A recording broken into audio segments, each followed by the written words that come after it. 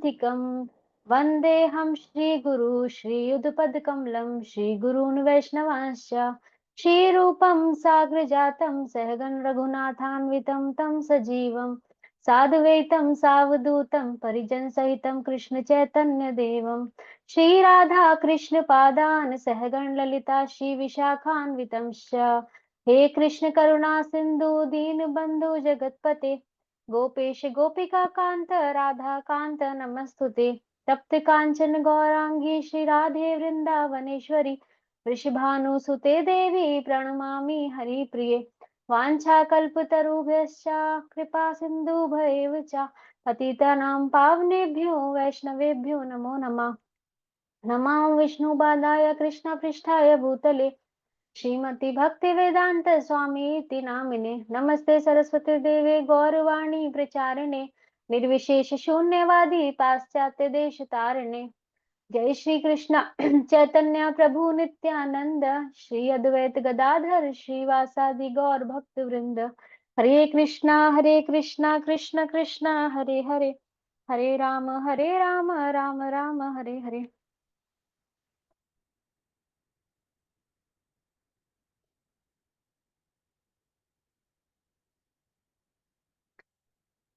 हरे कृष्णा। प्रभु जी क्या स्टार्ट कर सकते हैं हम या अभी वेट करें थोड़ा?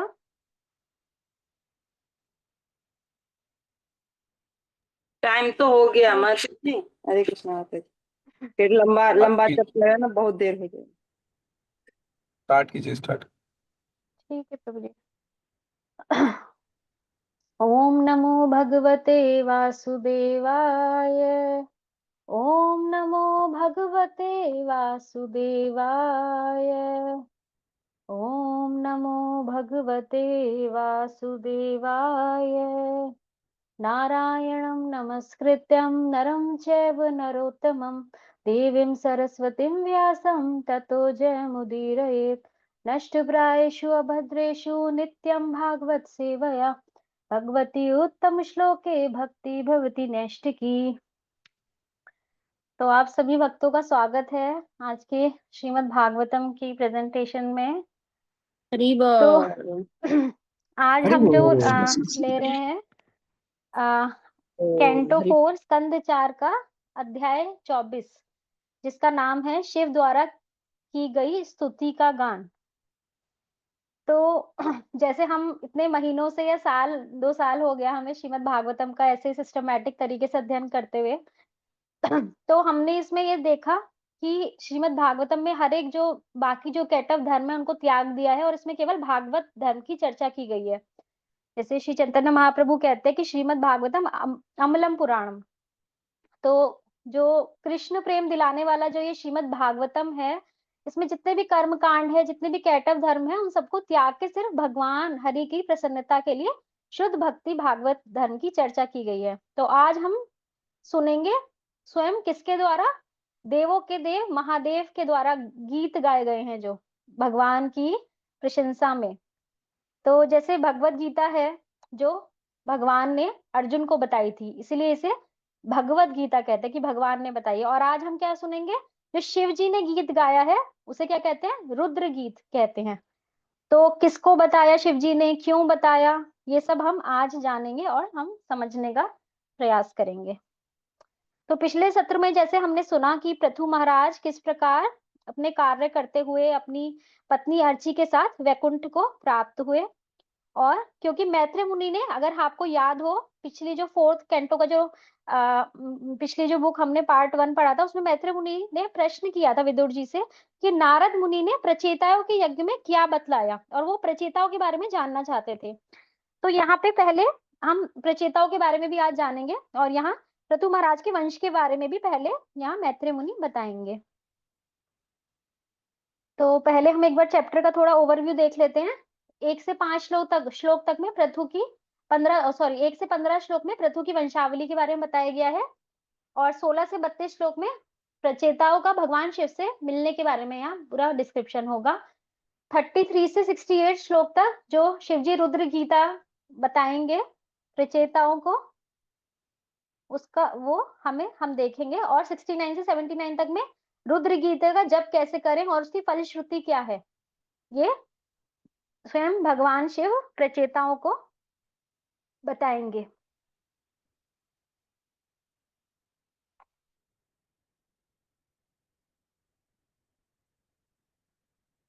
तो आगे चलते हैं, बढ़ते हैं, अपने चैप्टर स्टार्ट करते हैं। तो सबसे पहले 1 से 15 श्लोक में महाराज पृथु के वंश के बारे में हम पढ़ेंगे।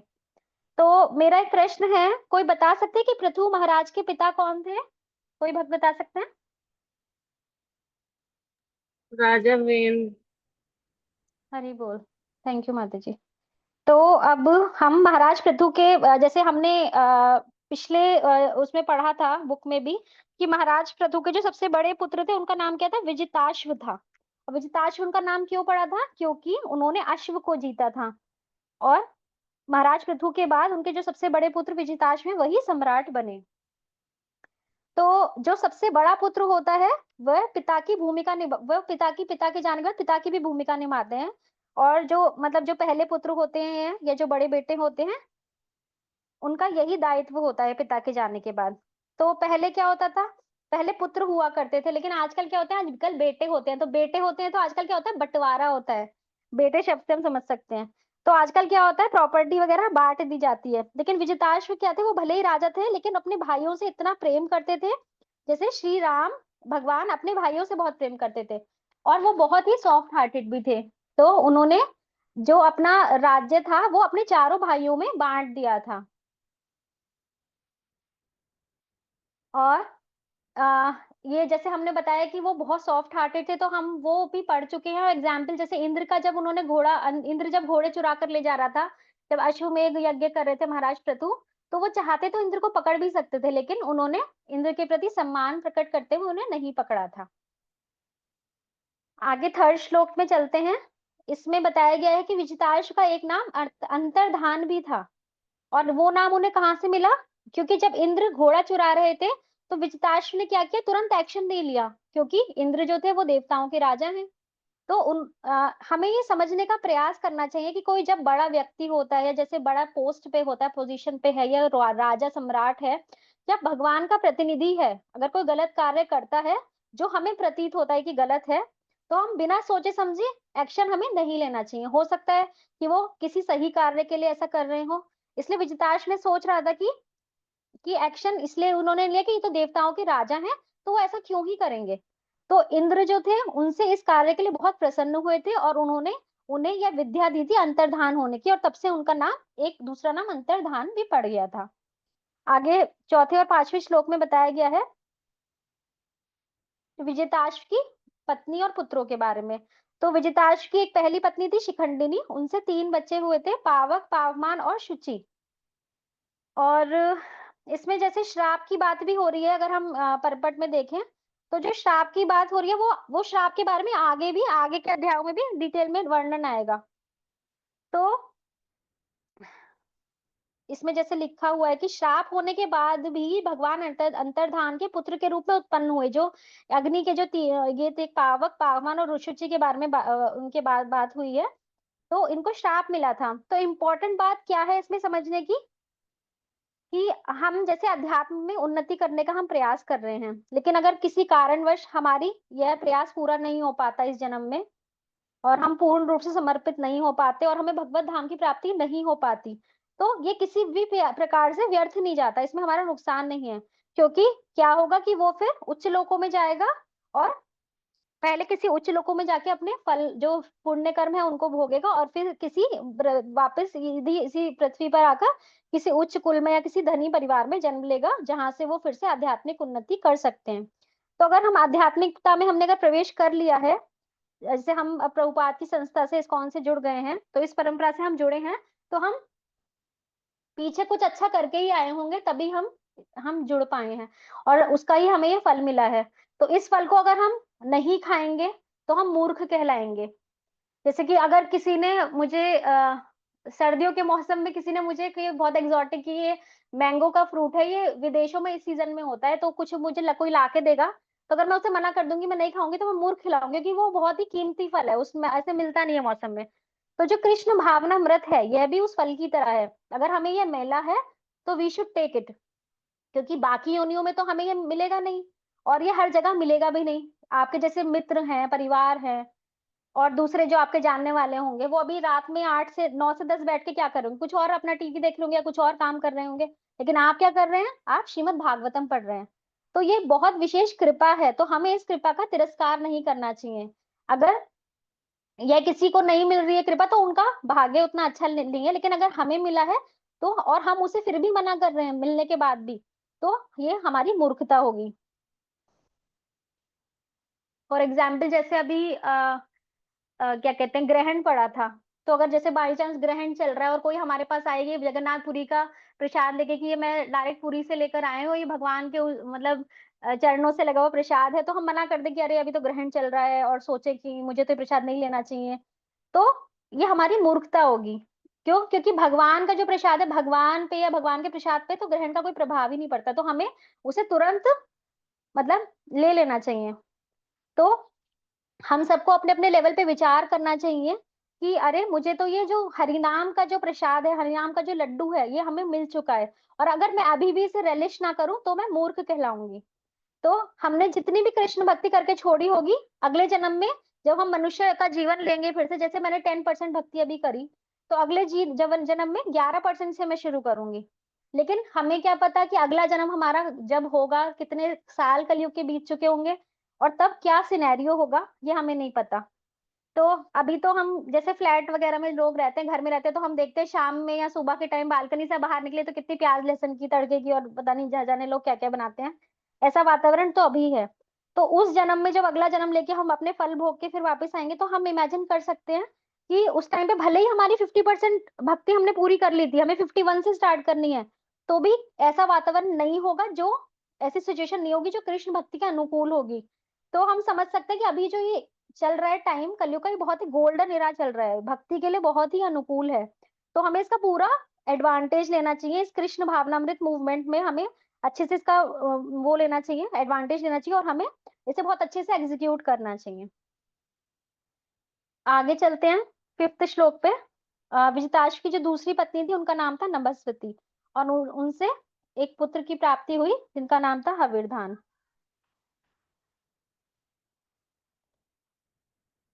तो इसमें बताया गया है फिर से वही की चीज जो अभी हमने डिस्कस करी, जब कोई भक्त कोई गलत कार्य करता है, तो उस कार्य को हमें ओवरलुक कर देना चाहिए, मतलब अनदेखा कर देना चाहिए उस बात को लेके। जैसे इवन मैं अपने लिए कह रही हूँ कि मैं भी ऐसा ही करती हूँ कि हमें किसी की कोई गलती पता चलती है, तो हम क्या करते हैं, उस बात को लेके पूरे दिन उस बात का विषय बनाकर हम ढिंढोरा पीटते हैं, जिससे कि हमारा कोई लाभ नहीं होता, केवल हमारी हानि ही हानि होती है।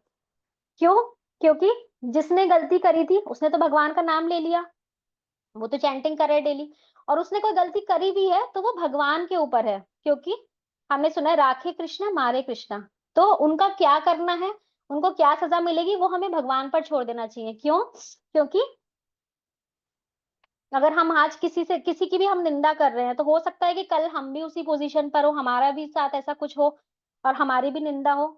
तो अगर उसने एक बार गलत काम कर दिया, अब वो मंदिर के किसी कोने में बैठ के पश्चाताप कर रहा है, वो इंसान रेग्रेट कर रहा है और चैंटिंग कर रहा है, हरे कृष्णा कृष्णा कृष्णा हरे हरे, हरे राम राम राम हरे हरे, और हम क्या कर रहे हैं, हम मंदिर के दूसरे कोने में बैठ के 4 लोगों के साथ हम उसकी निंदा कर रहे हैं, गॉसिप कर रहे हैं कि अरे ये तो बहुत ही खराब आदमी है, मुझे तो पहले से ही पता था इतना घिनौना इंसान है, और इसके तो इस्कॉन ज्वाइन करना ही नहीं चाहिए था। तो अगर हम इस तरह कर रहे हैं और वो भगवान का भजन कर रहा है, तो क्या होगा, जो उसका काम क्रोध या उसकी जो भी गलत चीज होगी, उसका कुछ परसेंट जो है हमारे अंदर भी प्रवेश कर जाएगा। और दूसरी बात, जो भगवान कृष्ण है वो इतने मर्सीफुल हैं कि वो किसी की भी गलती माफ माफ कर सकते हैं, जो अध्यात्म की तरफ इंक्लाइंड है, क्योंकि उनका भगवान की तरफ अगर झुकाव है तो। जैसे भगवान क्या कहते हैं भगवत गीता के अंत में, सर्वधर्मान परित्यज्य मामेकं शरणं व्रज। तो भगवान अंत में क्या कह रहे हैं कि तुम सबने बहुत पाप किए हैं, लेकिन मैं तुम्हें जो ज्ञान प्रदान कर रहा हूं, तुम सारे धर्म छोड़ के मेरा शरण ले लो। और अभी भी जैसे हमने इस श्लोक के परमट में जैसे सुना हमने इंद्र के बारे में, कि इंद्र ने ऐसा ऐसा किया, जो भी इंद्र की इसमें लिखा हुआ है, कर्म लिखे हुए हैं, उससे पढ़कर भक्तों के मन में आया होगा कि अरे ये इंद्र तो बड़ा बेकार है, इसने ऐसा क्या क्या किया है। लेकिन ये सब हम सबने कुछ ना कुछ, हमने भी ऐसा कुछ जरूर किया होगा, तभी हम यहाँ आकर फंसे हुए हैं इस भौतिक जगत में, और भगवान को ये सब पता है। तभी भगवान कह रहे हैं सर्वधर्मान परित्यज्य, मतलब अपनी मनमानी करना छोड़ दो, और मतलब मनमानी मतलब इंडिपेंडेंट होने की जो इच्छा है उसे छोड़कर मेरी शरण में आ जाओ। तुमने बहुत सारे पाप काम किए हैं, लेकिन इसे घबराने की जरूरत नहीं है। उसका रिएक्शन कुछ टाइम तक रहेगा, लेकिन धीरे धीरे वो फेड हो जाएगा, अगर हम भगवान के प्रति सच में इंक्लाइन हैं तो। हाँ, पनिशमेंट हमें जरूर मिलेगा, ऐसा नहीं कि पनिशमेंट नहीं मिलेगा, लेकिन पनिशमेंट मिलना भी अच्छी बात है। इंद्र को भी श्राप मिला था, जैसा कि यहाँ तात्पर्य में वर्णित किया गया है। तो हम जितनी बार, हमें ये सोचना चाहिए, हम जितनी बार किसी को क्षमा करते हैं ना, तो भगवान उतनी बार हमें भी क्षमा करेंगे जब हमारी गलती होगी। तो हमें ये दूसरे के लिए नहीं करना चाहिए, हमें अपने लिए करना चाहिए कि let me do it for my self. अगर मैं अपने लिए कि कृष्णा मुझे भी माफ करेंगे फिर। तो हमें ऐसे इंसान का संग नहीं लेना चाहिए जिसने कुछ ऐसा गलत कार्य किया हो, कोई गलत आदत में हो, कोई गलत क्रिया में हो, लेकिन हमें उसकी निंदा भी नहीं करनी चाहिए, क्योंकि हम किसी अगर दूसरे में फॉल्ट देख रहे हैं तो हमें याद रहना चाहिए कि हम भी उनमें से ही एक हैं। और अपनी स्वतंत्रता के कारण हमने जो अपनी फ्रीडम का गलत इस्तेमाल किया, उसके कारण ही हम इस भौतिक संसार में आ गए हैं। तो हमने बल्कि इससे भी बहुत ही गलत काम किए होंगे, तभी मैं यहाँ पर हूँ। हमें हमेशा ये सोचना चाहिए कि I am suffering because I am getting Krishna's mercy. एक समझदार व्यक्ति होता है, वो क्या चूज करेगा, भगवान की मर्सी को चूज करेगा। क्योंकि अगर हमें ऑप्शन दिया जाए कि आप सफरिंग को चूज करें या कृष्णाज की मर्सी को, तो हमें क्या चूज करना चाहिए, हमें भगवान की मर्सी। क्योंकि अगर हमने सफरिंग को एक्सेप्ट कर लिया तो हम क्या करेंगे, हम निंदा करते रहेंगे और सफरिंग हमारी आती रहेंगी। लेकिन अगर हमने भगवान की मर्सी को चूज किया, तो अधम से अधम व्यक्ति भी यदि भगवान की भक्ति में लगा हुआ है तो उसे हमें माफ कर देना चाहिए, और भगवान भी उसे माफ कर देते हैं। आगे छठे श्लोक की तरफ चलते हैं। तो यहाँ बताया गया है, जो विजिताश्व थे उनका स्वभाव बहुत ही नम्र था। मतलब उन्हें अपने जो जनता से टैक्स लेना, उन्हें दंड देना, उन्हें ये सब चीजें अच्छी नहीं लगती थी। मतलब वो अपने राज्यकार को ठीक से नहीं कर पा रहे थे, इसलिए वो स्वयं ही राजपद से हट गए, और उन्होंने अपने पुत्र हविर्धान को सम्राट बना दिया, और फिर वो यज्ञों में लग गए। तो अब हम सोचे इस बारे में कि इस बात को हम अप्रिशिएट करें या हम क्रिटिसाइज करें कि अरे वो तो अपने राजपाट मतलब अपना राज्य, अपना धर्म सही से निभा नहीं पाए, खुद ही हट गए। तो हमें क्या करना चाहिए, हमें इसे अप्रिशिएट करना चाहिए। क्यों? क्योंकि अब ये भी कोई ये भी सोच सकता है कि अर्जुन ने भी तो क्या कहते हैं, अर्जुन भी तो ये सब छोड़ना चाहता था, लेकिन भगवान ने तो उनको खुद ही प्रेरित किया। लेकिन यहाँ भगवान ने उन्हें किस चीज के लिए प्रेरित किया, भगवान ने उन्हें क्या कहते हैं अपनी क्या कहते हैं अपने उसमें लगने के लिए प्रेरित किया कि तुम ये सब छोड़ के मेरी शरण में आ जाओ, मेरी उसमें क्या कहते हैं मेरी तपस्या में या मेरी भक्ति में लग जाओ। तो यह नहीं कहा उन्होंने, भगवान ने उन्हें यह प्रेरणा नहीं दी कि तुम्हारे क्षत्रिय धर्म है तो तुम क्षत्रिय धर्म निभाओ और अपनी क्या कहते हैं रिस्पॉन्सिबिलिटी करते रहो। उन्होंने ये प्रेरणा दी कि तुम अपना धर्म निभा चुके हो और अपनी रिस्पॉन्सिबिलिटी अब आप आगे अपने पुत्र को दे दो। भगवत गीता का जो चैप्टर 3 है कर्म योग, उसमें भी यही आता है कि भौतिक जगत की जो हम अपनी क्रियाएं हैं हमें अच्छे से करनी है, उन्हें छोड़ना नहीं है। क्योंकि अगर हम अपने भौतिक जगत में, जैसे जो हमारा नौकरी है या हमारा परिवार है, अगर हम उसे अच्छे से नहीं निभाएंगे तो हम एक अच्छा एग्जाम्पल सेट नहीं करेंगे, अगर हम अपनी जिम्मेदारी छोड़ देंगे। तो बीइंग अ डिवोटी, हमें सोसाइटी में एक अच्छा एग्जाम्पल सेट करना है कि एक डिवोटी भी इतने अच्छे से अपना जीवन, गृहस्थ जीवन चला सकता है। लेकिन हाँ, एक पॉइंट पे आकर हमने फिर सोसाइटी के बारे में नहीं सोचना है। जब हमने अपनी एक जो सेट जिम्मेदारियां थी वो पूरी कर ली, तो हमने जिम्मेदार समाज को दिखा दिया, उसके बाद क्या है, हमें भौतिक संसार में हमें ये सब चीजें क्या कहते हैं इनसे हट जाना चाहिए धीरे धीरे। लेकिन यहाँ क्या है, यहाँ अंतर्धान जो थे उन्होंने अपनी राजगद्दी बहुत अर्ली एज में छोड़ दी है। क्यों?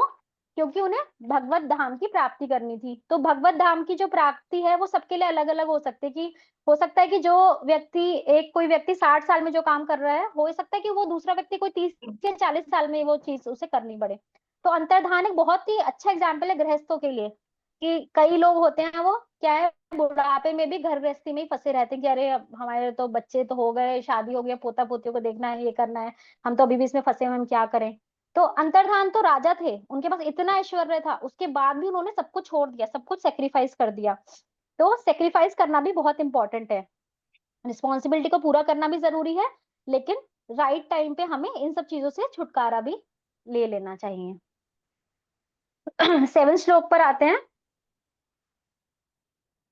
तो 7 श्लोक में बता रहे हैं कि यज्ञ करते समय भी जो अंतर्धान थे वो भगवान का स्मरण करते थे और यज्ञों के भगवान का स्मरण करते थे जो कि यज्ञों के भोक्ता हैं। और इन यज्ञों को करते हुए हंसावतार भगवान जो ब्रह्मा को ज्ञान दिए थे उनका ध्यान करते हुए वे भगवान के चरणों को प्राप्त हुए। तो कोई भगवान को प्राप्त अगर करना चाहता है तो उसकी अलग अलग प्रक्रियाएं हैं। जैसे कोई ब्राह्मण है, कोई क्षत्रिय है या कोई सन्यासी है, वो अलग अलग तरीकों से भगवान को प्राप्त कर सकते हैं, लेकिन सबका ध्येय यही होना चाहिए कि हमें भगवान की प्राप्ति करनी है। तो इससे सीख हमें क्या मिलती है कि हमें सरलता से भगवान की भक्ति करनी है, प्रेम पूर्वक भगवान को पाने की हमें इच्छा रखनी है। तो अगर हम नवदा भक्ति जो हमें सिखाया जाता है उसे हम अगर फॉलो करें तो हम भी भगवान के धाम जा सकते हैं। तो इस्कॉन में हमें पूर्ण रूप से नवदा भक्ति सिखाई जाती है और शुरुआत किससे होती है इसकी? श्रवण से। तो यहाँ बताया गया है कि उन्हें कौन सी मुक्ति प्राप्त हुई? सालोक्य मुक्ति, मतलब भगवान के लोक पर वो उनके साथ रहे। तो यहाँ एक प्रश्न मैं पूछना चाहती हूँ, आप में से कोई बता सकते हैं कि जो मायावादी होते हैं वो कौन सी मुक्ति चाहते हैं? जैसे मुक्ति 5 प्रकार की होती है, तो मायावादी कौन सी टाइप की मुक्ति को चाहते हैं?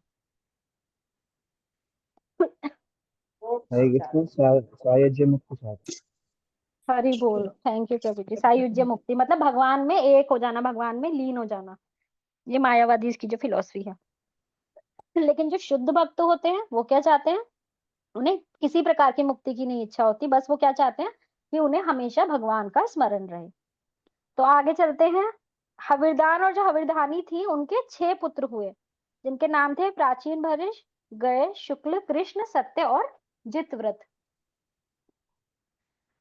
जो बहिर्षद 9th श्लोक से ले रहे हैं। जो बहिर्षद थे, बरही का मतलब होता है संस्कृत में कुशागास। तो वो जो बहिर्षद थे महाराज, वो इतने ज्यादा यज्ञ में लगे हुए थे और उन्होंने ऐसा कोई स्थान छोड़ा ही नहीं था कि जहां उन्होंने यज्ञ ना किया हो। सब कर्मकांड के यज्ञों में हमेशा लगे रहते थे।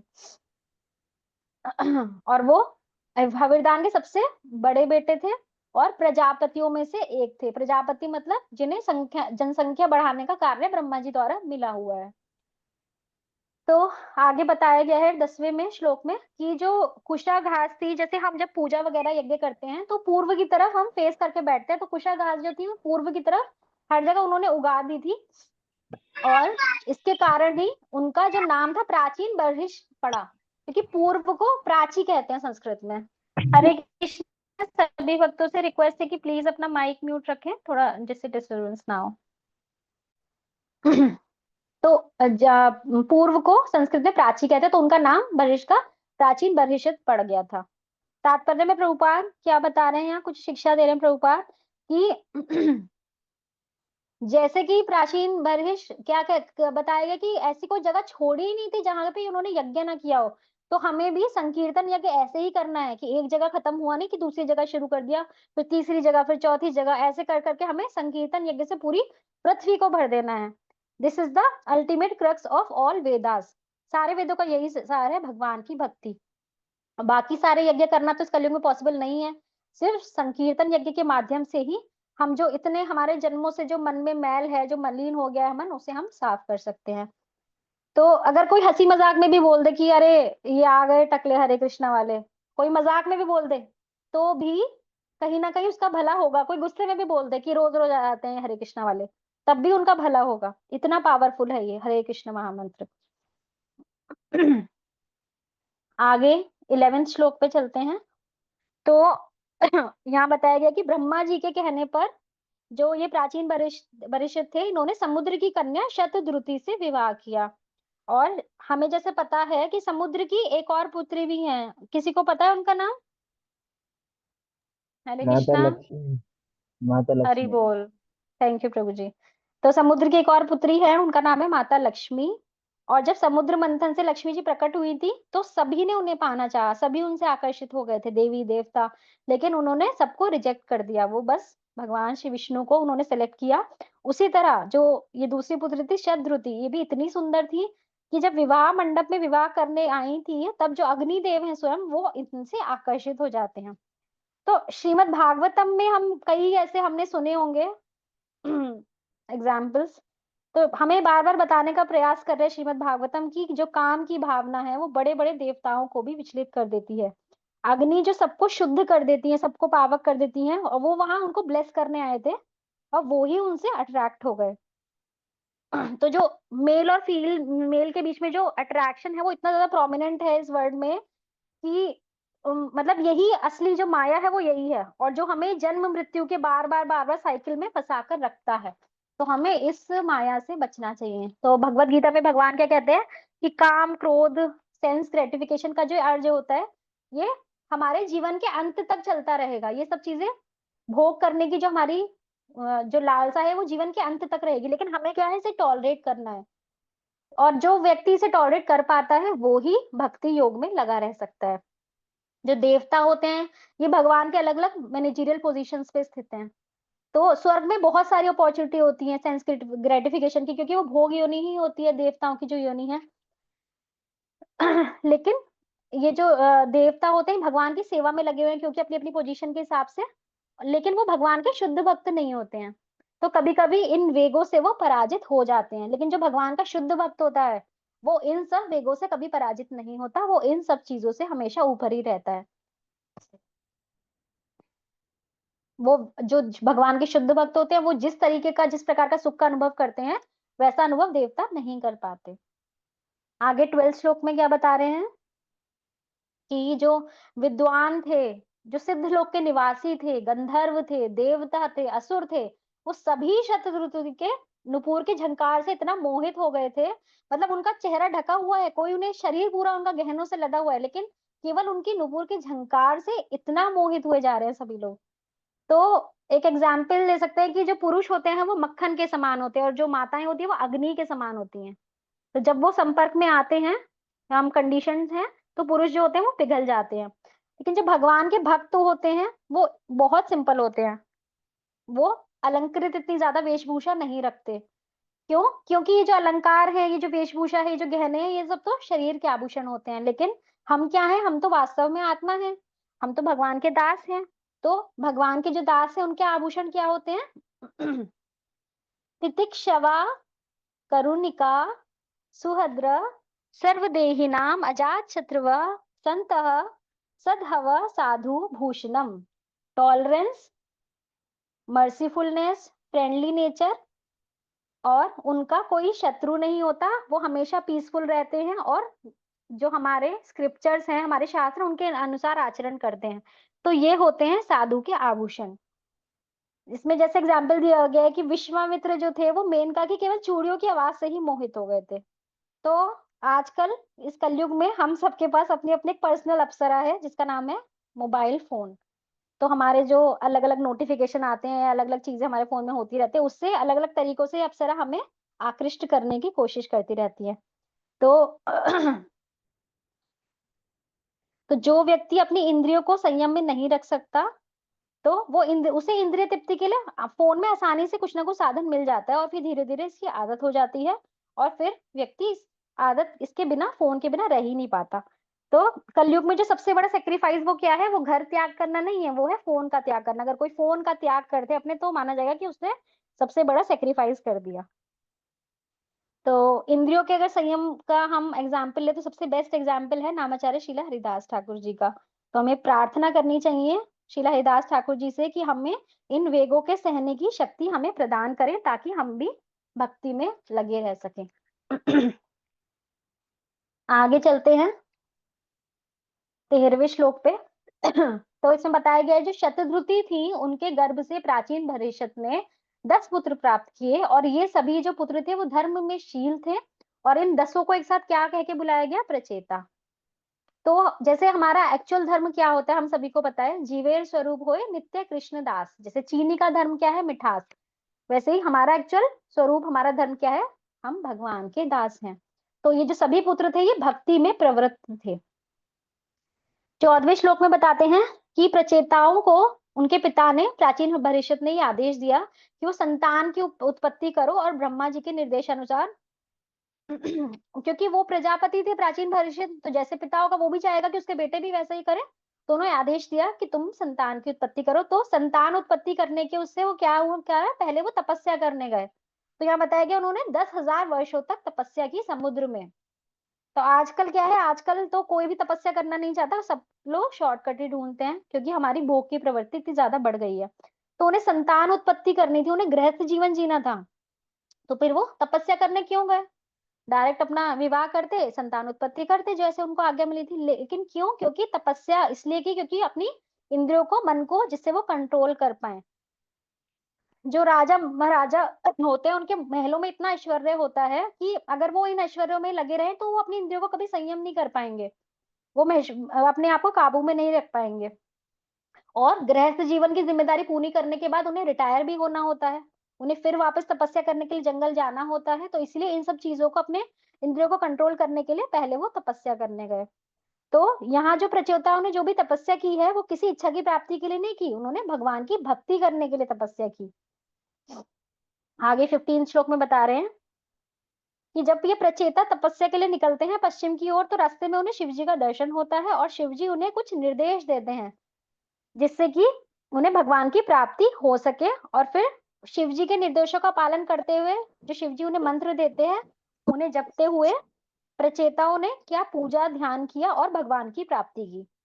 तो तात्पर्य में श्री प्रभुपाद जी हमें क्या बता रहे हैं कि हमें गुरु के शब्दों को जीवन का आधार बना लेना चाहिए। जैसे शिवजी के शब्दों का, उनकी रुद्र गीता को अपना आधार बनाते हुए जीवन का उन्होंने भगवान की भक्ति की और भगवान की प्राप्ति भी की।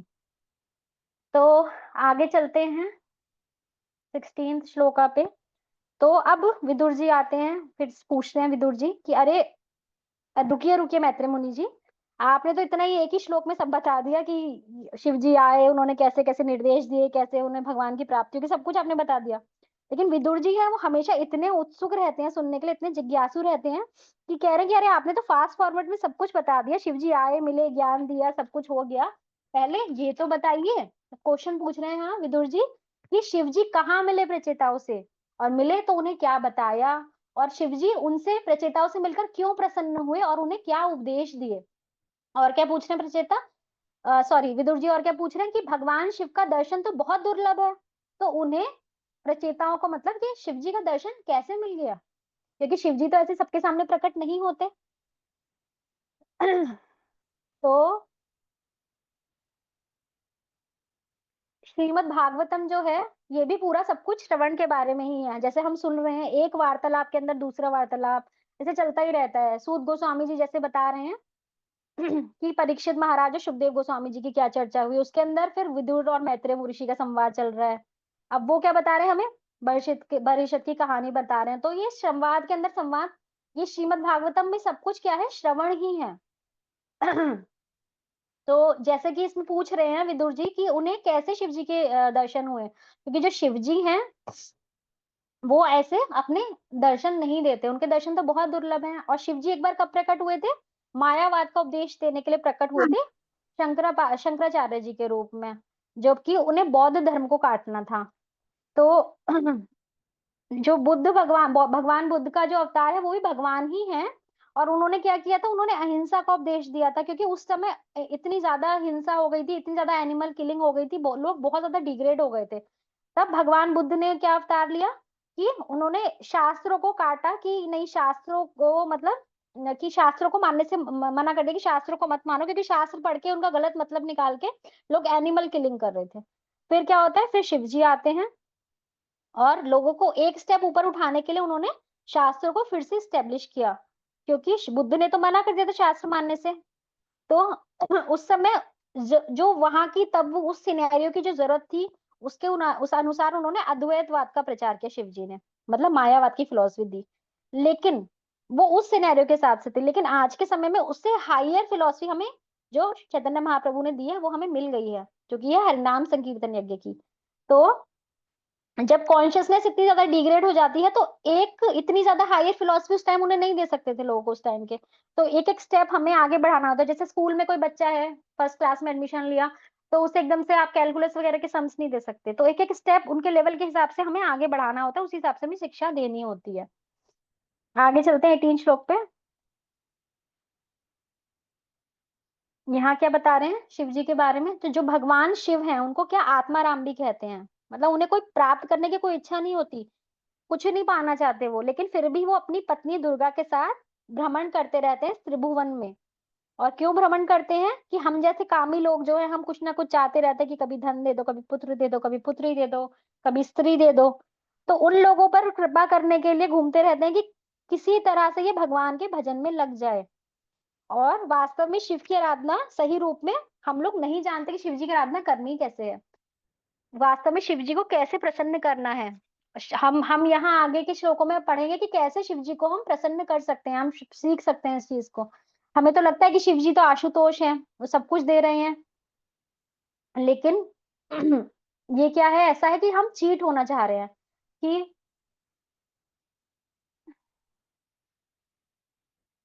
हम शिव जी से क्या मांगते हैं, भौतिक चीजें मांगते हैं, तो शिव जी हमें दे देते हैं। तो शिव जी क्यों दे रहे हैं, शिव जी कहते हैं कि चलो किसी बहाने से आया मेरे पास, अब दे दूंगा तो दोबारा आएगा, फिर दोबारा आएगा, और ऐसे ही एक दिन इसे मैं सही ज्ञान दे दूंगा। क्या पता एक दिन खुद ही मांग ले कि चलो शिव जी आपको जो अच्छा लगता है आप वो दे दीजिए, तब मैं इसे सही ज्ञान दे पाऊंगा। तो जो शिव जी का, भगवान शिव का जो चरित्र है वो बहुत रेयर है उसे समझना। तो विदुर जी क्या कह रहे हैं कि मुझे इस बारे में समझाइए। और इसमें तात्पर्य में ये भी बताया गया कि शिव जी जो है 12 महाजनों में से एक है और टॉप मोस्ट वैष्णव हैं, और वो दो शक्तियों को कंट्रोल कर रहे हैं, और कोई ऐसी वैसी शक्ति नहीं है। जो इंग्लिश ट्रांसलेशन है उसमें दे रखा है डेंजरस एनर्जीज, भगवान की जो जो दुर्गा और काली हैं उन डेंजरस एनर्जीज बताए, ऐसी शक्तियों को कंट्रोल कर रहे हैं शिव जी। और जितने भूत पिशाच आदि होते हैं उन सबको कंट्रोल करते हैं। तो जो इन सबको कंट्रोल करने वाले जो भगवान शिव हैं, उन्हें आत्माराम यहाँ मतलब प्रसन्न आत्मा कहा गया है। एक प्रश्न है, या कोई बता सकते हैं कि वल्लभ संप्रदाय जो है वो किससे चल रही है? हरे कृष्णा। अरे विष्णु विष्णु स्वामी संप्रदाय से चल रही है, जो कि भगवान शिव ने चलाई थी। प्रभु जी वल्लभ संप्रदाय वल्लभ संप्रदाय विष्णु स्वामी संप्रदाय से चल रही है ना ये? नहीं, उनके जैसे हमारे संप्रदाय ब्रह्मा जी से है, और वैसे ही इनके कौन है? रुद्र रुद्र संप्रदाय तुम। हाँ गुरु शिव जी, और शिव। शिव जी रुद्र। तो जब शिव जी ने जब शिव जी ने शंकराचार्य के रूप में जब अवतरित हुए थे यहाँ पे, तो अपने भक्तों को जाते जाते एंड में उन्होंने क्या, जब उनसे रहा ही नहीं गया, इतना ज्यादा उन्होंने मायावाद बता दिया, तो लास्ट में जाते जाते उन्होंने क्या बोला, भज गोविंदम भज गोविंदम भज गोविंदम मूढ़मते। 3 बार बोल रहे हैं, जैसे हमारे यहाँ बोलते हैं ना हरे नाम हरे नाम हरे नाम केवलम, मतलब उसमें जोर देने के लिए बोल रहे हैं कि क्या कह रहे हैं, समझाना चाह रहे हैं कि जो फिलॉसफी को पढ़कर या फिर जो शब्दों में माया जाल में फंसकर कि मुक्ति प्राप्त नहीं हो सकती। जो प्रैक्टिकल जो है ना, भक्ति को प्रैक्टिकल उसमें जोड़ना पड़ेगा, हमें शास्त्रों से जोड़ना पड़ेगा। तो ये जो दुर्गा काली जो है, ये डिस्ट्रक्शन में सेवा कर रही हैं जैसे, और जो शिव जी हैं वो भूत पिशाचों को कंट्रोल करते हैं। लेकिन जब ये शक्तियां, जब ये भूत पिशाच वगैरह अनकंट्रोल हो जाते हैं और जब इनकी संख्या बढ़ जाती है, तो जो ये काली माता है और जो उनकी अधिष्ठाता देवी है उनका विनाश कर देती है। जो ये सब चीजें ये इसमें तात्पर्य में बताई गई है। आगे 19th में अब मैत्रेय मुनि जो हैं वो क्या रिप्लाई कर रहे हैं, मैत्रेय जवाब देते हैं, मैत्रेय मुनि जी कि जो प्रचेता हैं वो अपने पिता की, अब डिटेल में बता रहे हैं, एक श्लोक में तो उन्होंने समरी में बता दिया था, अब डिटेल में बता रहे हैं आगे। क्या कहते हैं कि जो प्रचेता है वो अपने पिता की वचनों का पालन करते हुए पश्चिम की ओर चले और तपस्या करने, किस चीज के लिए तपस्या करने, पुत्र की प्राप्ति के लिए। तो प्रचेताओं को यहाँ साधु बताया गया है। साधु कौन है? वह जो भगवान की सेवा में निरंतर लगे रहते हैं और जो स्पिरिचुअल डिसिप्लिन का पालन करते हैं। तो प्रभुपाद क्या बता रहे हैं कि पिता गुरु राजा ये सब भगवान के प्रतिनिधि होते हैं, और जो गुरु हैं वो हमारे आध्यात्मिक पथ पर बहुत ही इंपॉर्टेंट रोल प्ले करते हैं। एक मतलब एक पुल की तरह कार्य करते हैं, जो कि हमें भौतिक स्तर से आध्यात्मिक स्तर पर ले जाते हैं। तो गुरु की आज्ञा का पालन किए बिना हम आध्यात्मिक जगत में नहीं जा सकते। आगे 20 से 23 श्लोक में अब जो जहां वो पहुंच रहे हैं, इस तालाब के किनारे पहुंचे हैं, उसका वर्णन है किया गया है।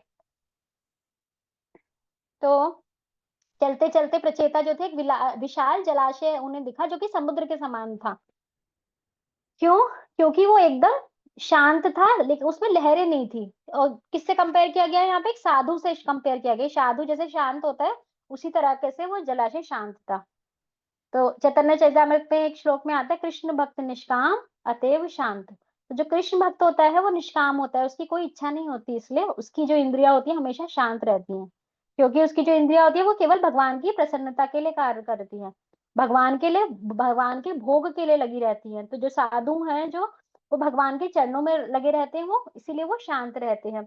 और जो उसके उस जलाशय के जलचर थे वो भी वैसे ही शांत थे। तो जैसे साधु की शरण में जो शिष्य आते हैं वो भी शांत हो जाते हैं। क्या कहा जाता है, जैसे भुक्ति मुक्ति सिद्धि कामी सकले अशांत, कृष्ण भक्त सेवारत सदैव शांत। आगे किस श्लोक में बता रहे हैं कि उस जलाशय में कमल पुष्प खिले हुए थे, अलग अलग रंगों के, नीले लाल, कुछ दिन में खिलते थे, कुछ रात में खिलते थे, कुछ शाम में खिलते थे, और बहुत ही अद्भुत जलाशय था। उसमें अलग अलग हंस सारस चक्रवाक जैसे उत्तम पक्षी भी निवास करते थे। आगे 22वें श्लोक में बता रहे हैं कि वहां उत्सव जैसा वातावरण था, वृक्ष, अनेकों वृक्ष लताएं चारों तरफ थी जलाशय के, और भौरे और चिड़िया चहचहा रहे थे, मतलब बहुत ही संगीत में आनंद में ऐसा वातावरण था वहां। अगले श्लोक में क्या बता रहे हैं कि उन्हें बहुत ही मधुर रागों की आवाज आती है, बहुत ही जंगल में मतलब चिड़िया और ये पेड़ पौधे तो ठीक है, लेकिन म्यूजिक सुनकर वो विस्मित हो जाते हैं कि अलग अलग। तो उन्होंने क्या देखा कि जो गंधर्व आदि है वो वहां वहां मधुर वाद्य यंत्र बजा रहे हैं, तो उन्हें वह जगह भगवान के भजन करने के लिए बहुत अच्छी लगी, क्योंकि भले ही वे प्रजापति का कार्य करने वाले थे लेकिन उन्हें भगवान को प्रसन्न करना था, पहले पहले भगवान की तपस्या करनी थी। आगे चलते हैं, 24 और 25 श्लोक में क्या बताया गया है। तभी क्या होता है, वहां पे स्वयं भगवान शिव अपने पार्षदों के साथ, गंधर्वों के साथ उस जलाशय से प्रकट होते हैं। तो उनको देखते ही जो प्रचेता होते हैं वो दंडवत प्रणाम करते हैं शिव जी को। और शिव जी का बताया गया शरीर जो था वो सोने की, जैसे हमने सुना है कि वो नील वर्ण के हैं, लेकिन उनका जो शरीर है वो सोने की आभा के समान था, और उनका कंठ नीला था और उनके 3 नेत्र थे। 26वें श्लोक में क्या बता रहे हैं कि शिव जी ने जब प्रचेताओं को देखा कि वो प्रणाम कर रहे हैं, तो जो भगवान शिव जो कि धर्म वत्सल हैं, तो कृष्ण भगवान को क्या कहा जाता है, भक्त वत्सल, और शिव जी को क्या कहा गया, धर्म वत्सल, क्योंकि वो धर्म के प्रेमी हैं। तो वो बहुत प्रसन्न हुए प्रचेताओं को देख के। उन्होंने देखा कि जो प्रचेता है वो धर्मात्मा है, इनके अंदर अच्छे विचार हैं, अच्छे व्यवहार हैं, तो बहुत प्रसन्न होते हुए शिव जी इस प्रकार बोलते हैं। 27वें श्लोक में दिया गया, तुम्हारा कल्याण हो प्रचेताओं, तुम्हें पता है, वो सॉरी, मुझे पता है तुम यहाँ क्यों आए हो, वास्तव में यह मेरी कृपा है कि तुम्हें मेरा दर्शन हो रहा है।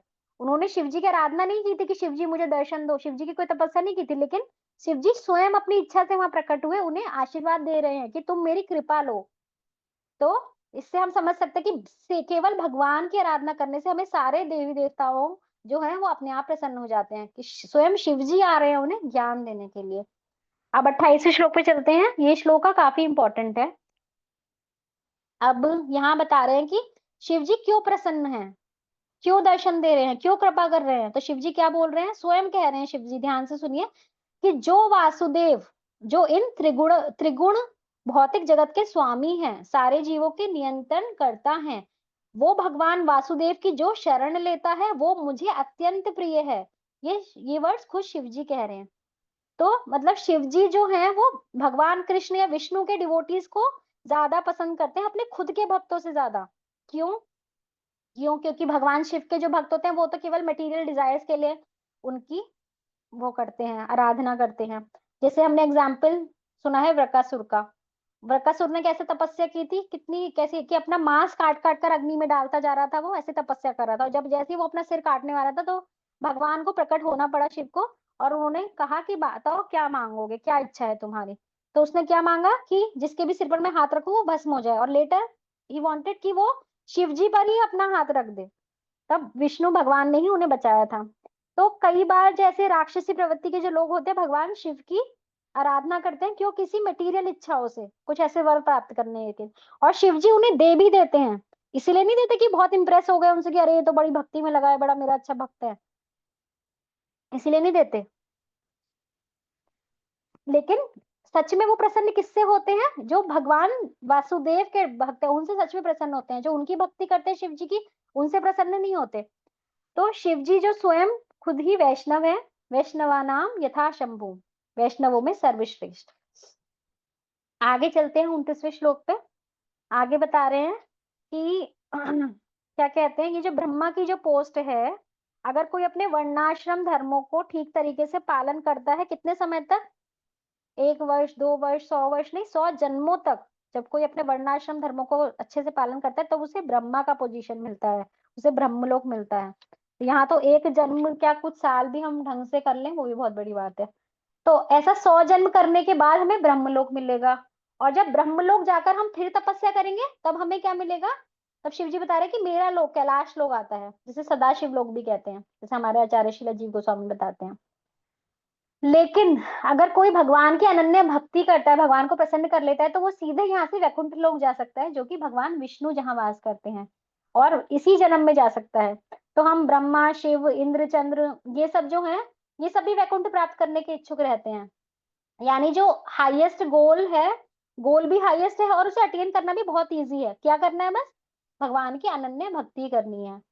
तो क्या ये अनन्य भक्ति रेयर है, या ये अनन्य भक्ति आसान है? तो आगे शिव जी बताएंगे। तो पहले ये क्या बता रहे शिव जी की जो तुम करने जा रहे हो ना, वो बहुत उत्तम है।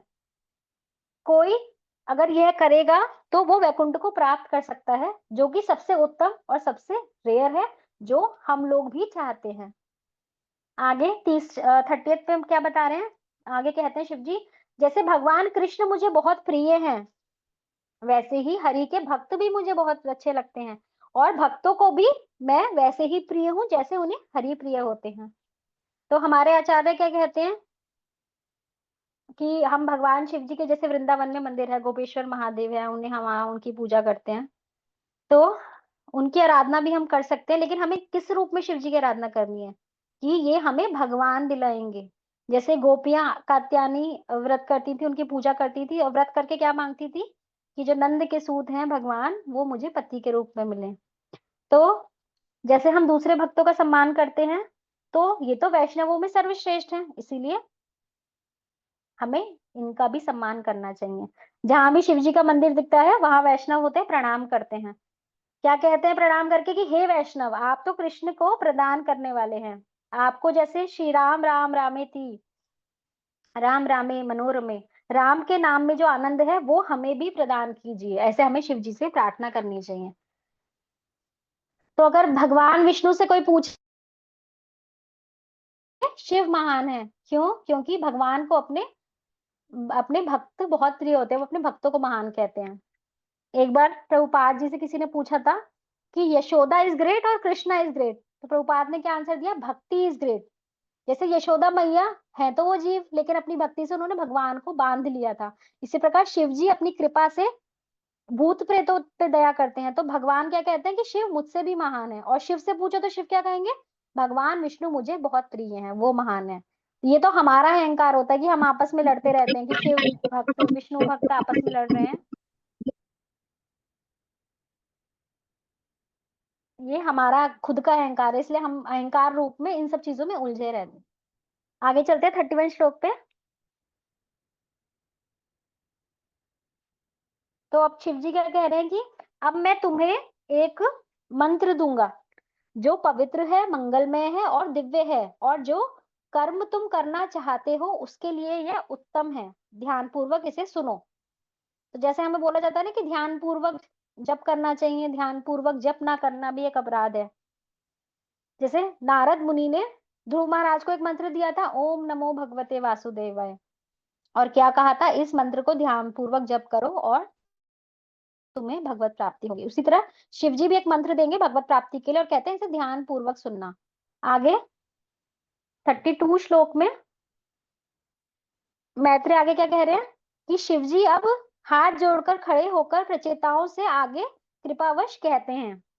तो अब यहाँ 33 से 68 श्लोक में शिव जी रुद्र गीता बताएंगे प्रचेताओं को। तो सबसे पहले 33 से 43 श्लोका में क्या है, जो शिव जी हैं वो क्या करेंगे, प्रणाम करेंगे किसे, भगवान के चतुर्व्यूह रूप को, और जो हमारे जो भौतिक एलिमेंट्स हैं उनके जो प्रिसाइडिंग डीटीज हैं, जो अधिपति देवता हैं तत्वों के, उनको प्रणाम करेंगे। क्यों? अपनी आत्मशुद्धि के लिए।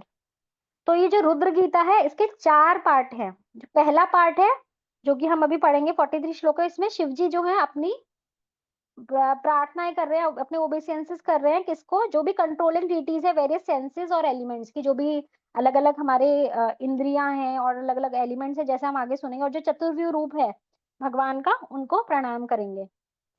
तो 33 श्लोका में सबसे पहले क्या कह रहे हैं शिव जी?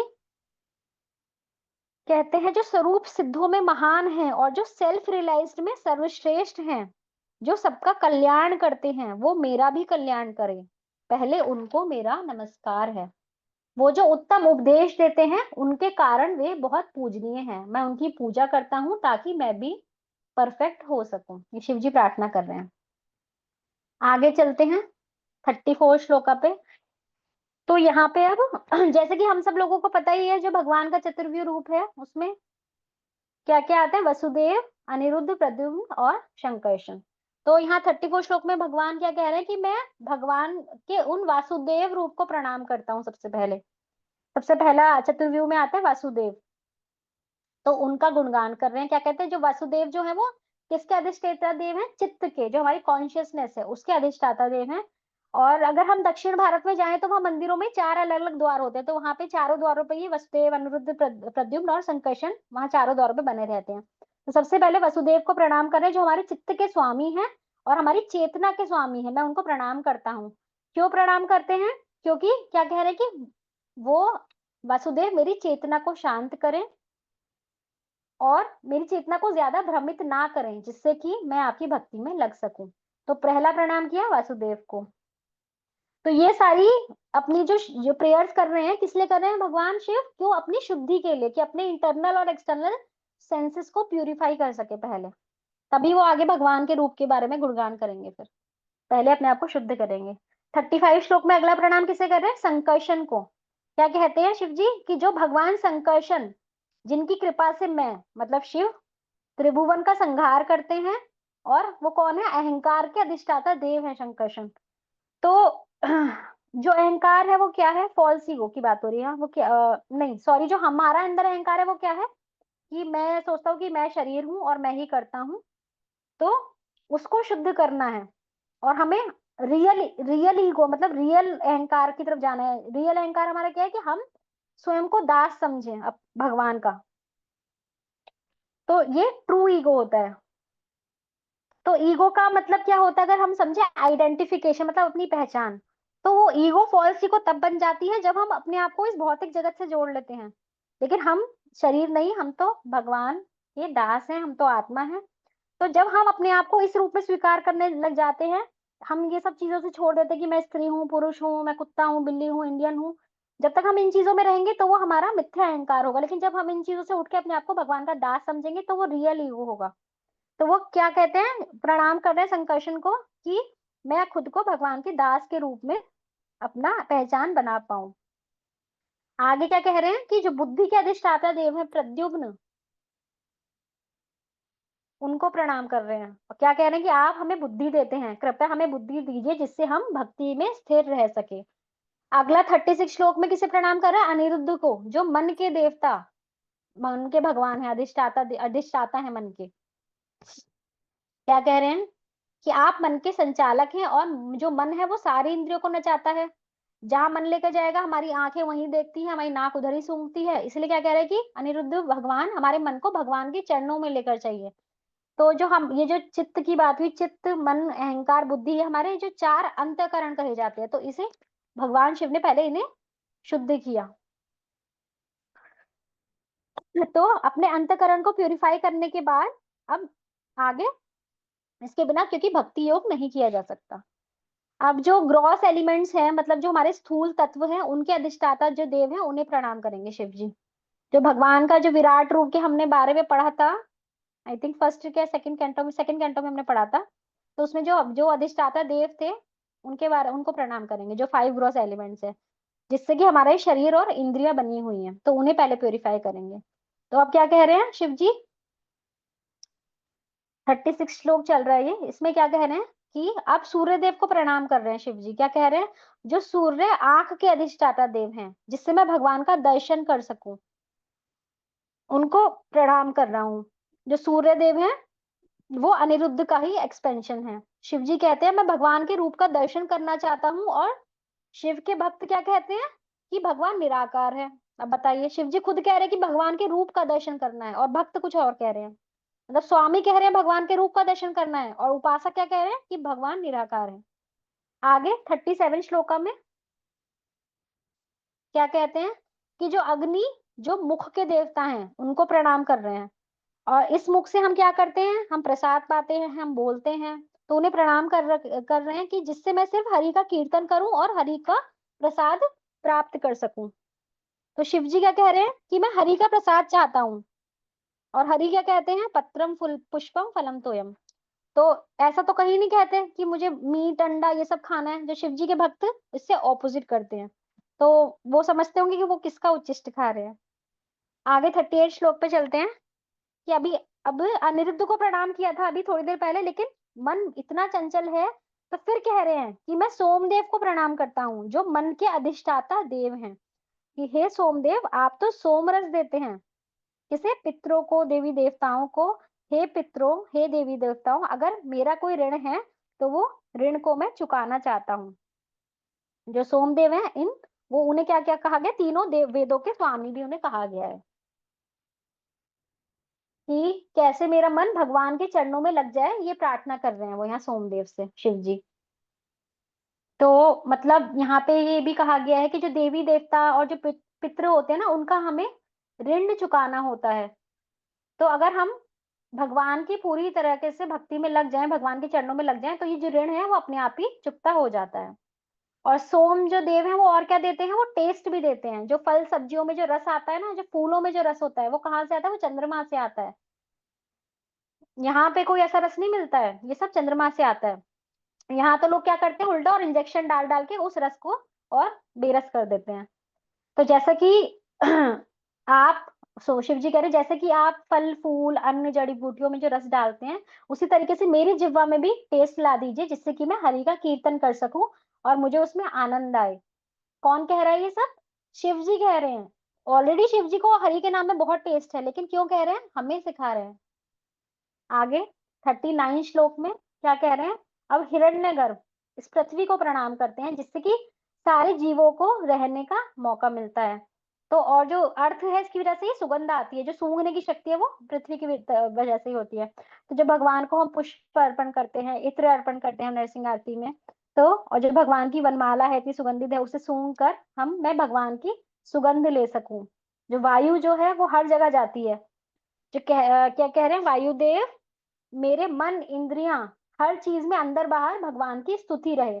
जैसे वायु अंदर बाहर सब जगह रहती है, वैसे ही अंदर बाहर मेरे सारी मन में, इंद्रियों में, अंदर बाहर हर जगह भगवान की स्तुति हमेशा होती रहे। मेरा मन और मेरी इंद्रियां ऐसी हो जाए, ऐसा कह रहे हैं शिव जी। आगे 40 में क्या कह रहे हैं, हे नभ। नभ मतलब आसमान को क्या कह रहे हैं, और आसमान है जो वो साउंड भी है, शब्द है, और शब्द से ही हम समझ पाते हैं कि ये चीज कैसी है, रूप कैसा है। जैसे अभी हम शिव जी का वर्णन यहाँ सुन रहे हैं तो हम समझ पा रहे हैं, तो ये साउंड जो है वही, जो शब्द है वही हमको क्लैरिटी देता है। उसी तरीके से ये जो भगवान की ग्लोरीज है मैं सुनना चाहता हूँ, और भगवान की ग्लोरी सुनने के बाद जो मंत्र है, जो भगवान है, जो वेदों के मंत्र हैं, जो भगवान के रूप गुण लीलाओं का गुह्यम रहस्य है, वो मुझे समझ आ सके, ये सब शिव जी कह रहे हैं। तो और क्या कह रहे हैं इसमें, कि आप इस लोक में तथा परलोक में किए जाने वाले समस्त पुण्यों के लक्ष्य हैं, मैं आपको नमस्कार करता हूँ। अब आगे 41 42 श्लोक में क्या कह रहे हैं शिव जी, अब कृष्ण को प्रणाम करते हैं, पूर्ण पुरुषोत्तम भगवान श्री कृष्ण को, जो समस्त कर्मों का फल देते हैं, जो धर्म के संस्थापक हैं, जो अधर्म कर्मों का फल देने वाले भी हैं, और जो मृत्यु के देवता हैं, और जो सर्वोपरि आशीर्वाद देने वाले हैं। और जो सांख्य योग के ईश्वर थे भगवान कपिल, वो भी भगवान के ही, वो भी कृष्ण के ही अवतार हैं। तो वो जो कृष्ण है वो परम पुरुष हैं, वो धर्मों में श्रेष्ठ हैं, और जिनको प्रसन्न करना ही जीवन का वास्तविक लक्ष्य है, ऐसे कृष्ण को मैं प्रणाम करता हूँ, जो कि सभी कारणों के कारण हैं, और जिनकी बुद्धि कभी कुंठित नहीं होती, और जो सबसे प्राचीन है, मैं आपको प्रणाम करता हूँ। ये शिव जी प्रार्थना कर रहे हैं। आगे क्या कह रहे हैं शिव जी 43 में, आगे कहते हैं, हे भगवान आप तो कर्ता करण कर्म सब चीजों के अहंकार के भी स्रोत आप ही हैं। कृपया मेरे अहंकार को शुद्ध कीजिए जिससे कि मैं आपकी उपासना और सेवा कर सकूं। और यहाँ त्रिगुण शक्तियों की बात हो रही है। 3 शक्तियां कौन है? आदि दैविक, आदि भौतिक और आध्यात्मिक। तो आप इन तीनों शक्तियों के नियामक हैं और आप ही अहंकार के नियंता रुद्र भी हैं और आप ही वेदों के स्रोत हैं। मैं आपको प्रणाम करता हूँ।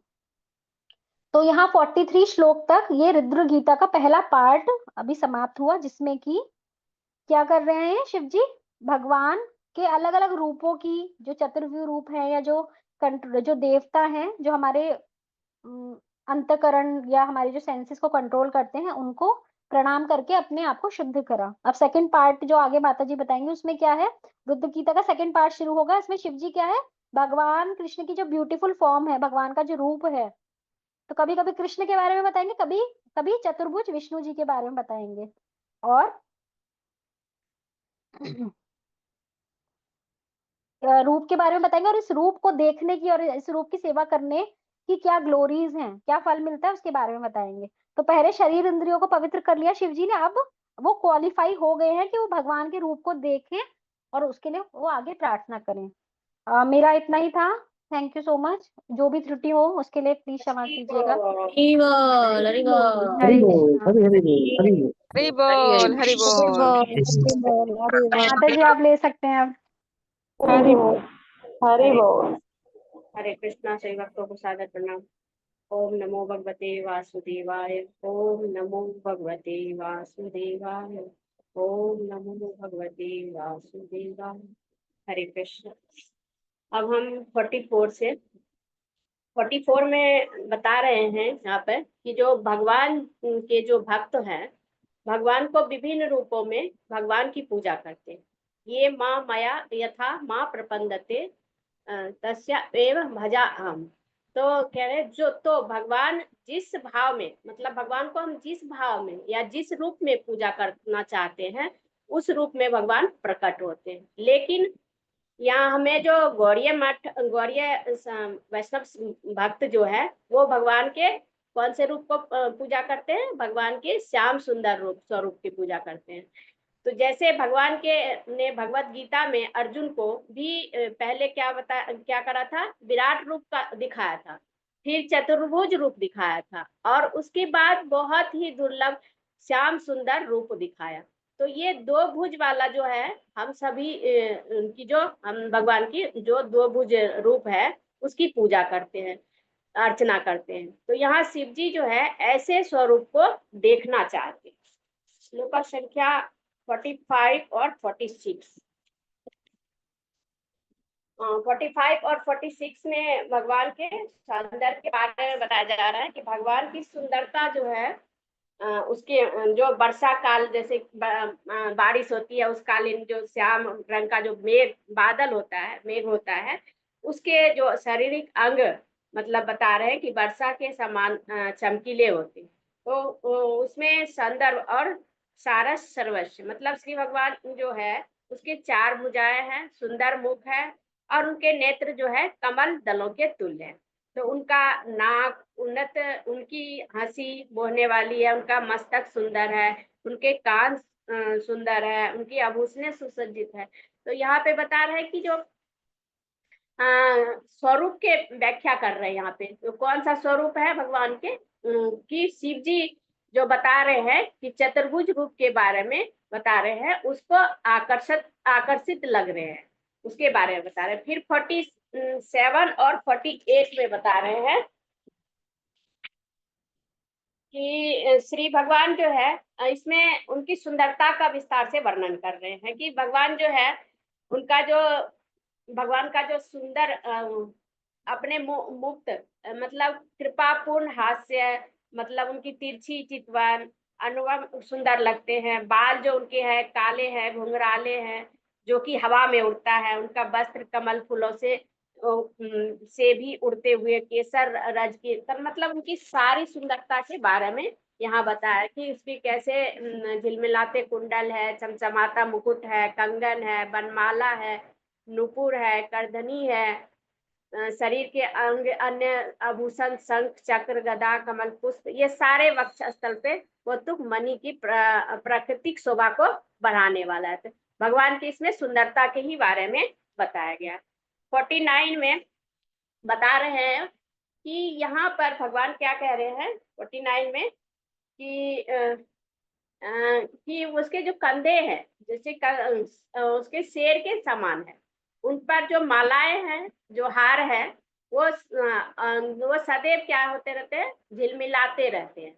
और जो घुंघराले बाल है, उसको मतलब कौतुक मणि है जो सुंदर है। भगवान के वक्ष स्थल श्याम रंग का है। इस पर जो है श्री भगवान श्री वात्सल्य की रेखा है, जो कि लक्ष्मी जी का प्रतीक बता रहे हैं। जैसे कि सोने से कोई चीज बनी होती है तो उससे भी ज्यादा सुंदर बता रहे हैं, उनको भी मात दे रहे हैं इनकी जो सुंदरता, उसके अंदर ऊपर जो भी है इनकी चिन्ह। तो यहाँ 50 में बता रहे हैं कि भगवान श्री भगवान का जो उदर है, उदर को यहाँ जो पेट है वो तिवली के कारण मतलब सुंदर लगता है। तो भगवान का यहाँ पे बता रहे हैं कि जो गोल होने के कारण उनका जो उदर है वृक्ष के पत्ते के समान जान पड़ता है, और वो श्वास प्रवास मतलब से उसकी जो सिलवटें आती है पेट में, तो वो हिलना डुलना वो भी बहुत सुंदर प्रतीत होता है।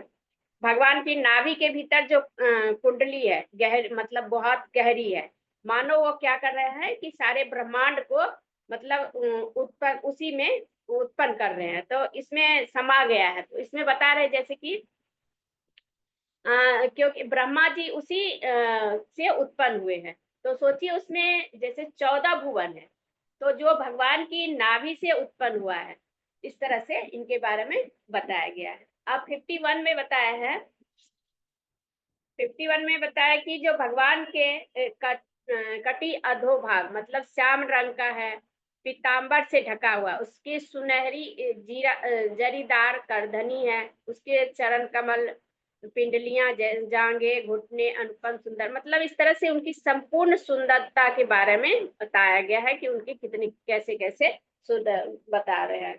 तो इसमें यहाँ पे बता रहे भगवान का शरीर कितना सुडोल है और उनका रंग श्यामल है, पीतांबर से ढका हुआ है। श्लोका संख्या 52 में बता रहे हैं कि हे भगवान, आपके दोनों चरण कमल इतने सुंदर है कि मानो शरद ऋतु में उगने वाले कमल पुष्प के खिलते हुए दो दल है। तो यहाँ भगवान के चरण कमल के बारे में बता रहे हैं कि भगवान का चरण कमल ऐसे हैं जो शरद ऋतु से भी में जो कमल खिलते हैं उनके दलों की तरह, पत्ते की तरह वास्तव में आपके चरण कमलों के जो बता रहे कि नाखूनों में भगवान के नाखून जो है इतना तेज निकल रहा है उनमें से कि जो भी बद्ध जीव है उनके हृदय के सारे जो अंधकार है वो क्या होता है, तुरंत छिन्न भिन्न हो जाता है। तो भगवान के जो नख है वो चमकीले बताया गया है, तो वो चमक किसी बद्ध जीव के अगर ऊपर पड़ जाए तो उनके हृदय में जो है वो जितने भी कलमश है वो दूर हो जाएगा। तो ये हे स्वामी मुझे आपना मतलब ये कौन बता रहे हैं, ये शिव जी बता रहे हैं कि मुझे आप अपना वह स्वरूप दिखलाइए जो किसी भक्त के हृदय के अंधकार को नष्ट कर देता है। तो पहले रूप का गुणगान कर रहे हैं, फिर सब कुछ ये सब बता रहे हैं, उनसे फिर अनुरोध भी कर रहे हैं कि ऐसा रूप दिखलाइए जो हृदय की अंधकार को नष्ट कर दे। तो मेरे मतलब बता रहे कि मेरे भगवान आप सबके परम मतलब भगवान जो है आपका सबके परम गुरु है और सबको के मतलब आदि गुरु भी है। तो कृष्ण यहाँ पे अंत में जैसे गुरु के द्वारा जो हमारे अज्ञान होता है वो दूर होता है, तो इसमें अज्ञान के अंधकार को आवृत सारे बद्ध जीव प्राप्त कर सकते हैं। तो इसमें भगवत गीता में बता रहे हैं कि जो ज्ञान है वो ऐसे बद्ध जीव के का अज्ञान को दूर करने के लिए है। भगवत गीता को हम पढ़े और समझे, अगर उसका संग ले तो हमारा भी अज्ञान दूर हो सकता है, हम जब अगर भगवत गीता को इस तरह से हम पढ़ते हैं तो 53 में बता रहे हैं कि भगवान जो लोग अपने जीवन में परिशुद्ध मतलब होना चाहते हैं, प्रभु के चरण कमल के बारे में बता रहे हैं।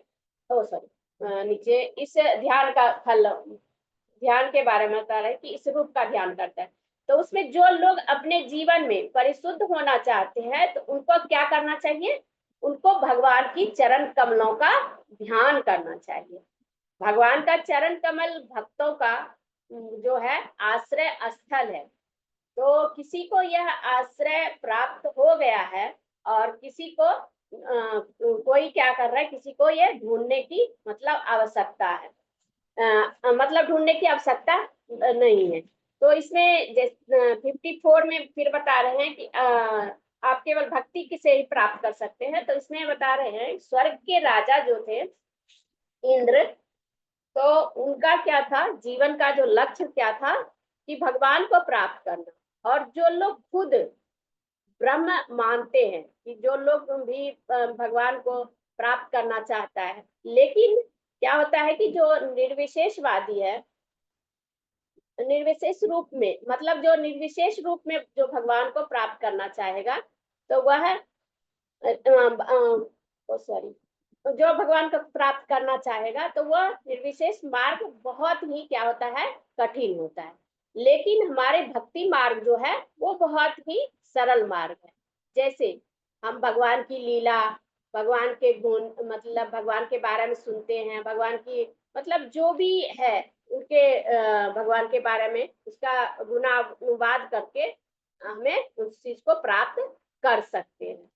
अब 55 में बता रहे हैं कि भक्ति की दुर्बलता, मतलब 50 जो आत्म साक्षात्कार का है, जो अन्य विधि है कि वो उतनी आसान नहीं है। बहुत सारे ऐसे लोग कहते हैं कि जो ये तो बहुत ही कठिन है, लेकिन जो कहते हैं कि ये उतनी आसान नहीं है। लेकिन भक्ति जो है, भक्ति का जो मार्ग है वो बहुत ही सरल है। तो हमें अधिक परिश्रम करने की आवश्यकता नहीं है। सिर्फ क्या करना है, हमें जो नाम मतलब हरि नाम दिया गया है, नाम जप करते समय हरे कृष्णा कृष्णा कृष्णा हरे हरे, हरे राम राम राम हरे। हरे हरे, हम कृष्ण को आकर्षित कर पाते हैं तो, और कृष्ण को प्राप्त कर पाते हैं। कोई मूर्ख ही होगा जो इस तरह का मार्ग चुनने का प्रयास नहीं करेगा। श्लोका संख्या 56 में बता रहे हैं कि जो काल है वह सभी को दंड देता है। तो और जो अपने आघोष में लेता है, लेकिन काल क्या होता है कि जो भगवान के भक्त होते हैं, भक्तों का बाल भी बांका नहीं कर पाता है, वो भगवान के भक्तों के अंतर्गत ही रहता है। तो इसमें फिर 57 में बता रहे हैं कि जैसे कहते हैं साधु संग लव मात है साधु संग। तो यहाँ पे जैसे कहते हैं साधु के संग, तो लव मात्र साधु संग करने से क्या होता है कि भगवान के शुद्ध भक्तों के संग से व्यक्ति का क्या होता है कि व्यक्ति जो है भौतिक इच्छा से जो उसकी भौतिक इच्छाओं की आकांक्षा जो होती है उसको, उससे वो उनकी वो खत्म हो जाती है।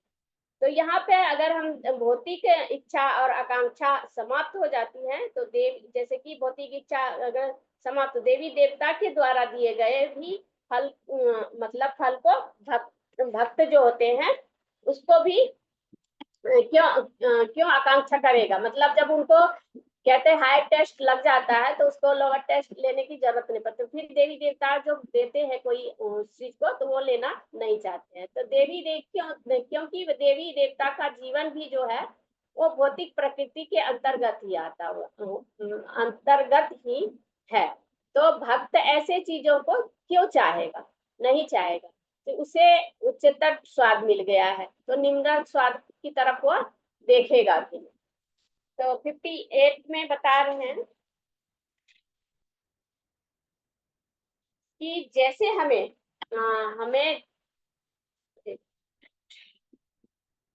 भक्त संघ के मतलब बता रहे हैं, भक्त के संग में आपकी वास्तविक कृपा। तो यहाँ पे जैसे हमें आचार्य हमें बताते हैं शास्त्रों से कि क्या कहते हैं, क्या हमें करना चाहिए, क्या हमें नहीं करना चाहिए। तो हमें अंततः भक्तों का हमें संग करना चाहिए। किसका संग करना चाहिए? उन्नत भक्तों का। अगर उन्नत भक्त का संग करेंगे तो हमें जो है कृष्ण की प्रति जो है भक्ति जो हमारी है तीव्रता, मतलब भक्ति में तीव्रता आएगी। उन्नत भक्त जो है कृष्ण भक्ति में उनकी तीव्रता होती है, इसीलिए हमें उन्नत भक्त की संग करना चाहिए। और वह सदैव कृष्ण को प्राप्त करने के लिए ही प्रयास में रत रहते हैं। तो उनका जीवन का लक्ष्य क्या है?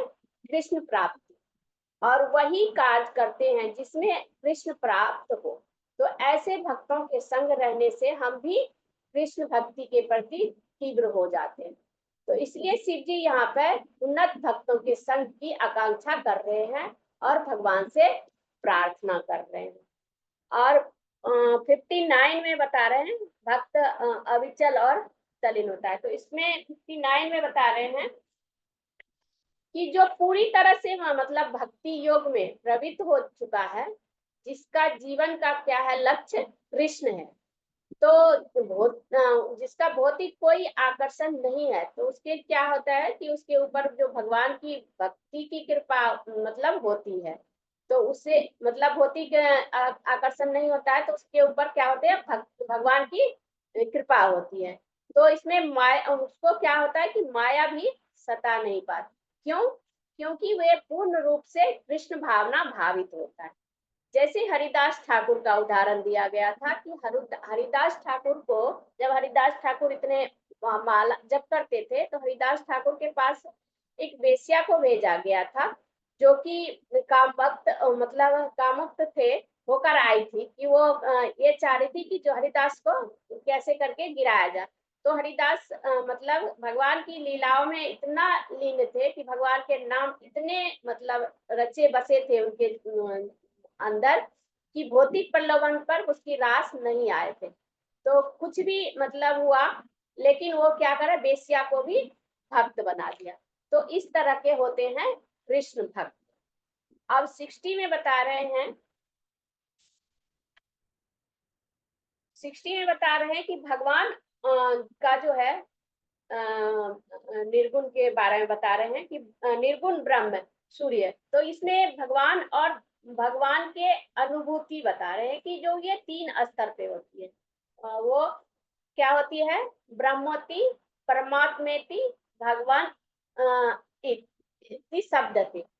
तो इसमें भगवान की भगवत अनुभूति जो है, परम शब्द की अनुभूति, परम सत्य, यानी कि ब्रह्म जो है, ब्रह्म, परमात्मा और भगवान, ये कृष्ण ही जो है ब्रह्म भी है, परमात्मा भी है और भगवान भी है। श्लोक का संख्या 61। इसमें माया के बारे में बताया गया है कि भगवान जो है वो क्या है? स्वतंत्रता, तो स्वतंत्र है, सदैव वह क्या रहता है? स्वराट है। और उनका भौतिक जगत में जो कोई लेना, मतलब उनका भगवान का जो है भौतिक जगत से कोई लेना देना नहीं होता है।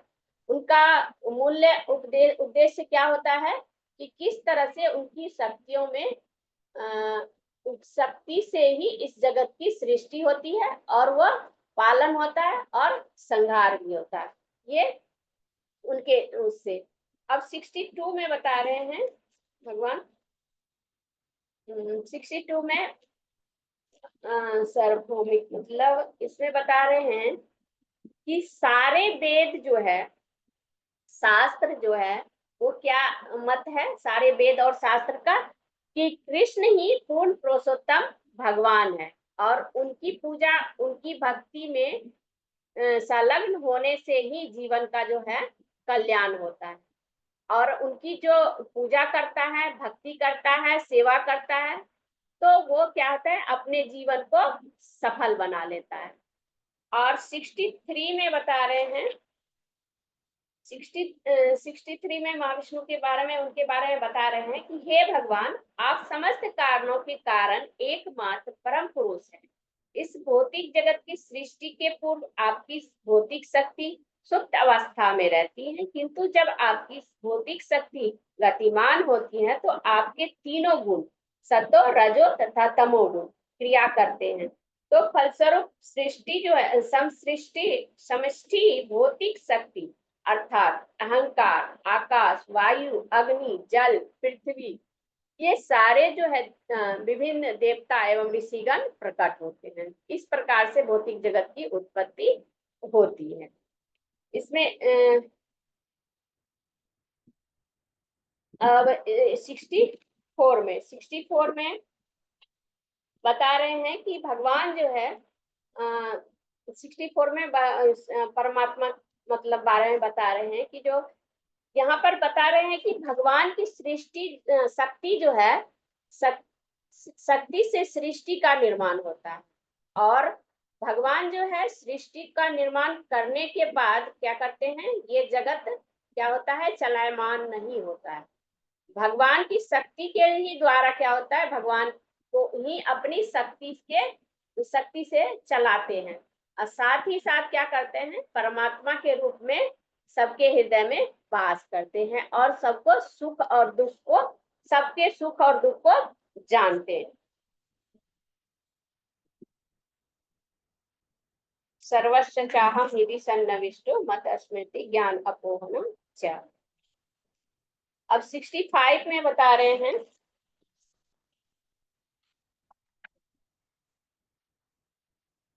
काल तत्व के बारे में। काल जो है वह सर्वभक्षी है। काल सर्वभक्षी काल है जो, और वे काल क्या है करता है, इस सभी चीज को विनष्ट कर देता है। और इस जगत में कोई भी ऐसी चीज नहीं है जो नष्ट प्राय नहीं है, सबका मतलब नष्ट, सारा सबके मतलब खत्म होता ही है। तो इसी प्रकार से काल द्वारा कालवित हो जाती है। तो ये सारी चीजें काल द्वारा जो नियंत्रित होती है, और उसके अंतर्गत वह काल उसको क्या करता है, विनिष्ट भी कर देता है। तो इस जगत में कोई भी चीज जो है अस्थाई नहीं है, रह सकती है। कोई भी लोग जो साथ नहीं रह सकते हैं, तो वह सब चीज क्या होता है, छिन्न भिन्न हो जाती है। श्लोका संख्या 66 में बता रहे हैं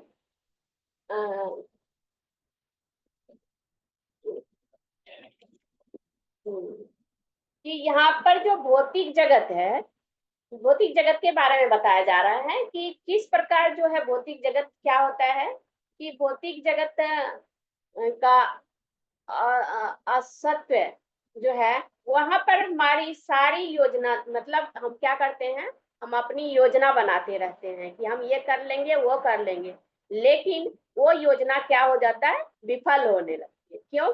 क्योंकि जिस प्रकार से सर्प जो है चूहे का आस लगाए बैठे रहता है, और समय आने पर उसको क्या करता है, निगल जाता है। तो उसी तरह से जो हम सारी योजना बनाते हैं, और हमारी जो प्लानिंग हम कुछ करते हैं, तो इकट्ठा करते हैं, जो भी हम इसमें भौतिक जगत में है, तो ये चीज इकट्ठा करते हैं, वो चीज इकट्ठा करते हैं। तो ये सारी चीज को हम क्या करता है, काल क्या करता है कि समय आने पर उसको नष्ट भ्रष्ट कर देता है।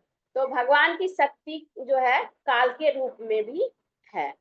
67 में बता रहे हैं कि जब कोई मूर्ख ही मतलब जो कोई मूर्ख ही होगा जो उसे नहीं मानेगा, तो भगवान की जो भक्ति में संलग्न नहीं होगा, तो हमें भी भगवान नहीं होगा। तो जैसे कि हमें भी क्या करना चाहिए, भगवान की भक्ति में संलग्न होना चाहिए।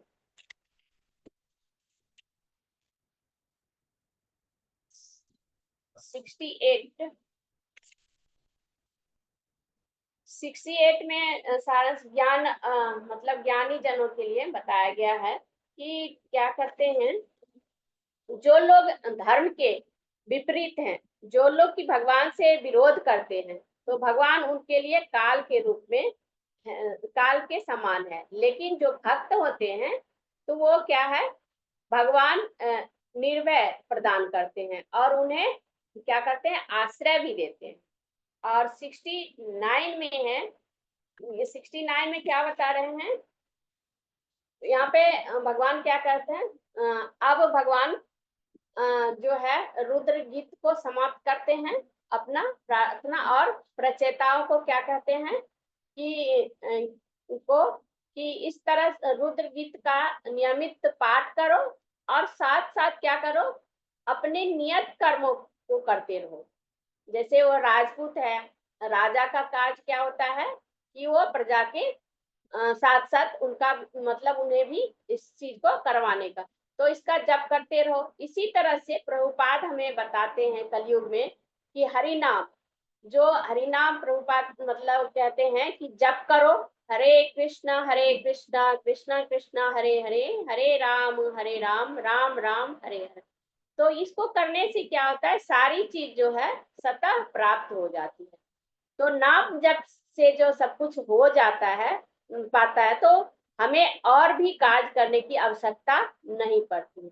सिर्फ हमें नाम जप करने की आवश्यकता है, और नाम जप करेगा तो उसे सारा फल। और नाम जप करने के लिए हमें नियत कर्मों को नहीं छोड़ना चाहिए, नहीं अपने कार्य करते हुए भगवान के को मतलब भगवान को केंद्र में रखना चाहिए, और उसको केंद्र में रखकर ही जीवन को जीना चाहिए। यही क्या है, भक्ति है। तो भगवान चैतन्य महाप्रभु ने भी यही विधि बताई है। अब 70 में बता रहे हैं भगवान की उपासना। तो इसमें कि राजकुमार जो थे, तो वो पूर्ण पुरुषोत्तम भगवान श्री हरि सबके मतलब बता रहे कि भगवान श्री हरि जो है वो क्या होता है, सबके हृदय में वास करते हैं, अस्तित्व रहते हैं। तो तुम लोग क्या करो कि लोगों भी हृदय में है, तुम्हारे मतलब तुम लोगों के भी हृदय में है। तो भगवान की महिमा का गायन करो और निरंतर उनका ध्यान करो। तो इसमें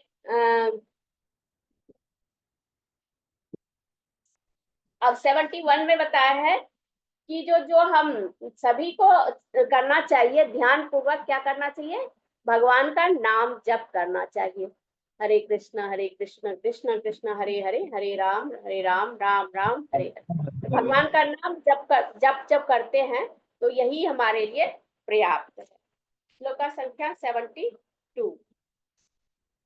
72 में बता रहे हैं कि ये जो स्तुति है इसको किसने दिया था, ब्रह्मा जी ने दिया। यह स्तुति सुनाई थी किसको, प्रजापति को, और भृगु आदि प्रजापतियों को भी इसी स्तोत्र की शिक्षा दी गई थी। क्यों? क्योंकि संतानें उत्पत्ति करना चाह रहे थे। तो ये संतान उत्पत्ति करने की इच्छा जो है, प्रचेतागण जो है अपने पिता प्राचीन वैश्य के निर्देश पर आगे निकले थे। तो भगवान की भक्ति करने तपस्या करने के लिए यह स्तोत्र जो है शिव जी जो कह रहे हैं कि वह गुरु परंपरा से ही यह प्रसारित कर रहे हैं। श्लोक का संख्या 73। तो जैसा कि हमने 73 में बता रहे हैं कि रुद्र गीत के ऊपर, तो जैसा कि हमें देखा कि शुरुआत में भी ब्रह्मा जी ने क्या करा था, संतान उत्पत्ति करने के लिए कहा था, और संतान उत्पत्ति करने के लिए पहले सभी ने इस गीत को गायन किया था। 74 में बता रहे हैं कि जो निश्चित रूप से नाम जप करता है, हरे कृष्ण का महामंत्र का जप करता है, तो वो भी क्या होता है, उसको भी परम सिद्धि को प्राप्त करता है। 75 में बता रहे हैं कि अगर अंधेरा है तो हम अंधेरे को कैसे भगा सकते हैं, अंधेरे को जैसे उजाला करके भगा सकते हैं, तो उसी तरह से अंधेरा को भगा सकते। तो इसमें वास्तविकता उजालों का भाव, अज्ञान क्या है, अज्ञान क्या है कि ज्ञान का भाव, अगर कोई किसी के ज्ञान से आच्छादित हो जाए तो वह कुछ भी अज्ञान से युक्त नहीं होता है, वह सब कुछ उसे प्रकाशमय लगती है। जिसको कि और कौन सा ज्ञान, कृष्ण भावना भावित ज्ञान, आध्यात्मिक ज्ञान, कृष्ण से संबंधित ज्ञान, ये अगर हमारे अंदर आ जाए तो सारे सब कुछ हमें उजाला ही दिखेगा। श्लोक का संख्या 76 में बता रहे हैं कि भगवान 76 में बता रहे हैं भक्ति के बारे में, कि जो भगवान जो है भगवान की भक्ति करना, एक उनकी पूजा करना अत्यंत कठिन है। किंतु ये जो है कोई भी इस भगवान के द्वारा रचयिता गाना गाए गए जो इस स्तोत्र का केवल पाठ ही करता है तो वो क्या होता है, सफलता पूर्वक पूर्ण पुरुषोत्तम भगवान की कृपा प्राप्त कर सकता है। श्लोका संख्या 77 में मनमंसित फल के बारे में बता रहे हैं कि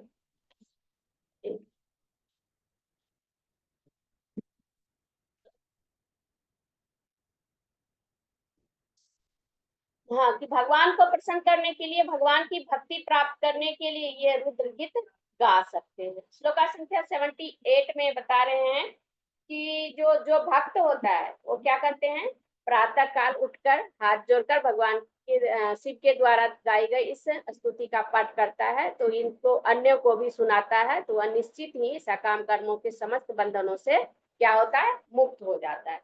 तो यहाँ पे श्लोका संख्या 79 में बता रहे हैं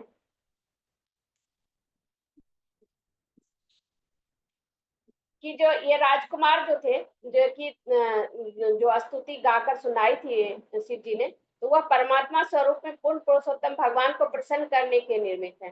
तो मैं इसे इस स्तुति के गाने की सलाह देता हूँ क्योंकि यह बड़े से बड़ी तपस्या के समान प्रभावशाली है। इस प्रकार जब तुम सब परिपक्व हो जाओगे तो तुम्हारा जीवन सफल होगा और तुम्हारे सारे अभिष्ट लक्ष्य जो है प्राप्त हो सकेंगे।